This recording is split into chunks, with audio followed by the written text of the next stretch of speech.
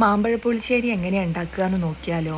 നല്ല പഴുത്ത നാടൻ മാങ്ങയിലേക്ക് ഉപ്പും മഞ്ഞൾപ്പൊടിയും കുറച്ച് മുളക് പൊടിയും വെള്ളവും ചേർത്ത് തിളപ്പിക്കാൻ വെക്കുക. അതിനകത്തേക്ക് 2 പച്ചമുളകും കറിവേപ്പിലയും ഇട്ടേക്കുക.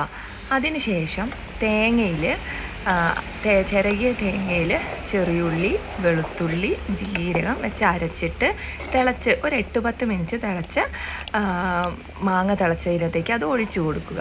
അതിനുശേഷം അത് നല്ലോണം തിളച്ചതിന് ശേഷം ഒരു 2 സ്പൂണ് തൈരും കൂടെ ഒഴിച്ച് നമുക്കധികം തിളയ്ക്കാതെ തന്നെ വാങ്ങി വെക്കാവുന്നതാണ്.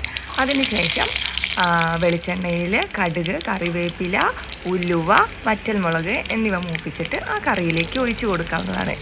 ഞാനാണെങ്കിൽ വറ്റൽമുളക് ഇല്ലാത്തതുകൊണ്ട് വറ്റൽമുളകും ഇട്ടിട്ടില്ല, ഉലുവ ഇടാൻ മറന്നും പോയി. പക്ഷേ സ്വാദിൽ ഒരു വ്യത്യാസവും ഇല്ല കേട്ടോ, നല്ല ടേസ്റ്റാണ്.